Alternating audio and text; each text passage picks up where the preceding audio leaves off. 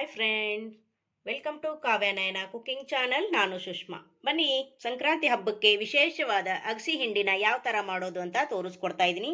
ತುಂಬ ಅಂದರೆ ತುಂಬ ಸುಲಭವಾಗಿ ಮಾಡ್ಕೋಬಹುದು.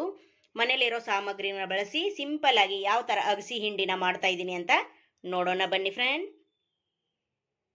ಒಲೆ ಮೇಲೆ ಒಂದು ಚಿಕ್ಕದ ಬಾಳ್ಗಿನ ಇಟ್ಕೊಂಡಿದ್ದೀನಿ. ಅದಕ್ಕೆ 200 ಗ್ರಾಮ್ ಆಗುವಷ್ಟು ನಾನು ಅಗಸಿನ ತಗೊಂಡಿದ್ದೀನಿ. ನೀವು ಕಡಿಮೆ ಕೂಡ ಮಾಡ್ಕೋಬಹುದು.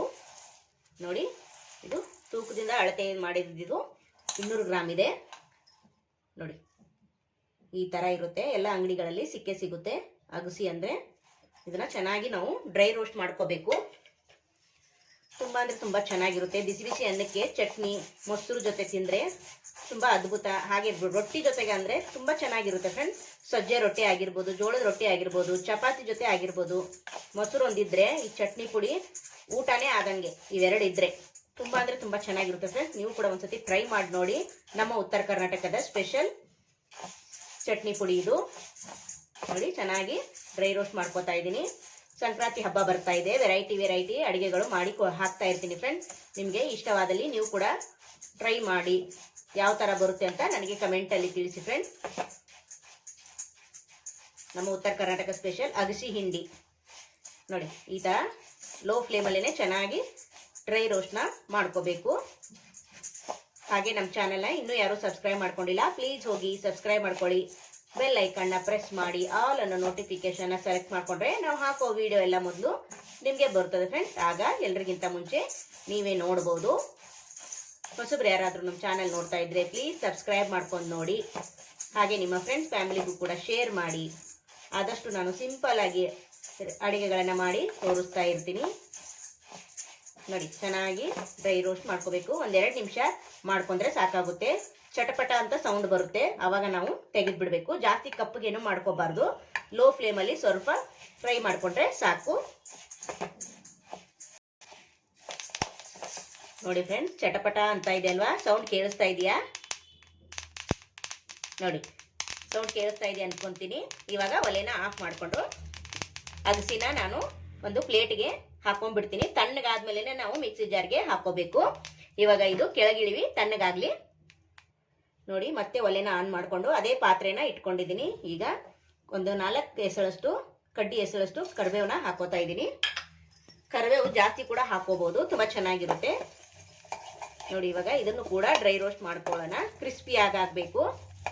ಇದನ್ನು ಈ ಥರ ಫ್ರೈ ಮಾಡಿಕೊಂಡು ಮಾಡಿದ್ರೆ ತುಂಬ ಚೆನ್ನಾಗಿರುತ್ತೆ ಫ್ಲೇವರು. ನೋಡಿ, ತುಂಬ ಅಂದರೆ ತುಂಬ ಚೆನ್ನಾಗಿರುತ್ತೆ ಫ್ರೆಂಡ್ಸ್.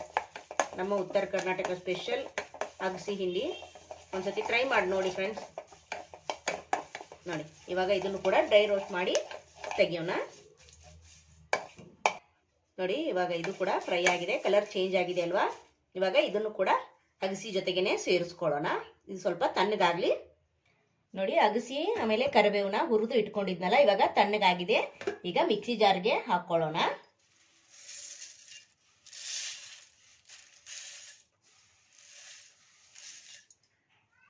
ಇದ್ರ ಜೊತೆಗೇನೆ 1 ಟೇಬಲ್ ಸ್ಪೂನ್ ಅಷ್ಟು ಖಾರದ ಪುಡಿನ ಹಾಕೋತಾ ಇದ್ದೀನಿ. ಖಾರ ಇಲ್ಲಿ ಸ್ವಲ್ಪ ಜಾಸ್ತಿನೇ ಹಾಕೊಳ್ಳಿ, ಚೆನ್ನಾಗಿರುತ್ತೆ. ಯಾಕಂದ್ರೆ ಚಟ್ನಿ ಪುಡಿ ಸ್ವಲ್ಪ ಖಾರ ಇದ್ರೆ ತಿನ್ನೋದಕ್ಕೆ ತುಂಬ ಚೆನ್ನಾಗಿರುತ್ತೆ. ಹಾಗೆ 1 ಟೇಬಲ್ ಸ್ಪೂನ್ ಅಷ್ಟು ಜೀರಿಗೆನ ತಗೊಂಡಿದ್ದೀನಿ. ಹಾಗೆ 1 ಗೆಡ್ಡೆ ಬೆಳ್ಳುಳ್ಳಿನ ನಾನು ಸಿಪ್ಪೆ ಬಿಡಿಸ್ದೇನೆ ಹಾಗೆ ಹಾಕೋತಾ ಇದ್ದೀನಿ. ಹಾಗೆ ರುಚಿಗೆ ತಕ್ಕಷ್ಟು ಉಪ್ಪು ಹಾಕೊಂಡು ಈಗ ಚೆನ್ನಾಗಿ ನೈಸಾಗಿ ಪುಡಿ ಮಾಡ್ಕೊಂಡು ಬರೋಣ ಫ್ರೆಂಡ್ಸ್. ಫುಲ್ ನೈಸಾಗಿ ಆಗಬೇಕು ಪುಡಿ. ಈಗ ಇದನ್ನ ಪುಡಿ ಮಾಡ್ಕೊಂಡು ಬರ್ತೀನಿ ನಾನು. ನೋಡಿ, ಈಗ ಪುಡಿ ಮಾಡ್ಕೊಂಡು ಬಂದಿದ್ದೀನಿ. ಎಷ್ಟು ಸಾಧ್ಯನೋ ಅಷ್ಟು ನೈಸಾಗಿ ಪುಡಿ ಮಾಡ್ಕೊಳ್ಳಿ. ನೋಡ್ತಾ ಇದ್ದೀರಲ್ಲ, ನೋಡಿ, ಇಷ್ಟು ನೈಸಾಗಿ ಪುಡಿ ಇರಬೇಕು ಫ್ರೆಂಡ್ಸ್. ನೋಡ್ತಾ ಇದ್ದೀರಾ? ಖಾರದ ಪುಡಿ ನೋಡ್ದಂಗೆ ಆಗ್ತಾ ಇದೆಯಲ್ವಾ? ಅಷ್ಟು ನೈಸಾಗಿ ಆಗಿದೆ ನೋಡಿ ಫ್ರೆಂಡ್ಸ್. ಟೇಸ್ಟ್ ಮಾತ್ರ ಸಖತ್ತಾಗಿರುತ್ತೆ ಫ್ರೆಂಡ್ಸ್. ಆದರೆ ನೋಡ್ಕೊಂಡು ತಿನ್ನಬೇಕು. ಒಬ್ಬೊಬ್ಬರಿಗೆ ಆಗುತ್ತೆ, ಆಗೋದಿಲ್ಲ ಈ ಚಟ್ನಿ ಪುಡಿ. ಆ ಥರ ಏನಲ್ಲ, ಆದರೆ ಹೊಟ್ಟೆಗೆ ಒಬ್ಬೊಬ್ರಿಗೆ ಆಗುತ್ತೆ, ಇಲ್ಲ ಒಬ್ಬರಿಗೆ ಅಡ್ಜಸ್ಟ್ ಆಗಲ್ಲ ಈ ಚಟ್ನಿ ಪುಡಿಗೆ, ಅಷ್ಟೇ ಫ್ರೆಂಡ್ಸ್. ನೋಡಿಕೊಂಡು ಸ್ವಲ್ಪ ಸ್ವಲ್ಪನೇ ತಿನ್ಬೋದು, ಆದರೆ ಆರೋಗ್ಯಕ್ಕೆ ಮಾತ್ರ ತುಂಬ ಒಳ್ಳೆಯದು ಅಗಸಿ ಹಿಂಡಿ. ಯಾವಾಗಲಾದರೂ ಒಂದ್ಸತಿ ನೀವು ಕೂಡ ಟ್ರೈ ಮಾಡಿದ್ರೆ ನಿಮಗೆ ಗೊತ್ತಾಗುತ್ತೆ ಅಷ್ಟು ಅದರ ರುಚಿ ಏನು ಅಂತ. ಬನ್ನಿ, ಇವಾಗ ಇದನ್ನು ಪ್ಲೇಟ್ಗೆ ಸರ್ವ್ ಮಾಡ್ಕೊಳ್ಳೋಣ. ನೋಡಿ ಫ್ರೆಂಡ್ಸ್, ಎಷ್ಟು ಚೆನ್ನಾಗಿ ಕಾಣಿಸ್ತಾ ಇದೆ. ಇದರ ರುಚಿ ತಿಂದವ್ರಿಗೆ ಗೊತ್ತಿರುತ್ತೆ. ನಮ್ಮ ಉತ್ತರ ಕರ್ನಾಟಕದ ಸ್ಪೆಷಲ್ ಅಗಸಿ ಹಿಂಡಿ ರೆಡಿ ಆಯಿತು ನೋಡಿ ಫ್ರೆಂಡ್ಸ್. ಜಾಸ್ತಿ ಸಾಮಗ್ರಿ ಕೂಡ ಇಲ್ಲ, ಕಡಿಮೆ ಸಾಮಗ್ರಿಗಳಲ್ಲಿ ಮನೆಯಲ್ಲೇ ಇರೋ ಪದಾರ್ಥಗಳನ್ನ ಬಳಸಿ ನೋಡಿ ಯಾವ ಥರ ಮಾಡಿದ್ದೀನಿ ಅಂತ ನೋಡ್ತಾ ಇದ್ದೀರಾ. ಎಷ್ಟು ಚೆನ್ನಾಗಿ ಬಂದಿದೆ, ಟೇಸ್ಟ್ ಮಾತ್ರ ಸಖತ್ತಾಗಿದೆ ಫ್ರೆಂಡ್ಸ್. ನೀವೊಂದ್ಸತಿ ಟ್ರೈ ಮಾಡಲೇಬೇಕು. ನೋಡ್ತಾ ಇದ್ದೀರಾ, ಸೂಪರ್ ಅಲ್ವಾ? ನಮ್ಮ ಈ ವಿಡಿಯೋ ನೋಡಿದ್ದಕ್ಕಾಗಿ ನಿಮ್ಮೆಲ್ಲರಿಗೂ ಧನ್ಯವಾದಗಳು. Thank you for watching. ನಮಸ್ಕಾರ ಫ್ರೆಂಡ್ಸ್.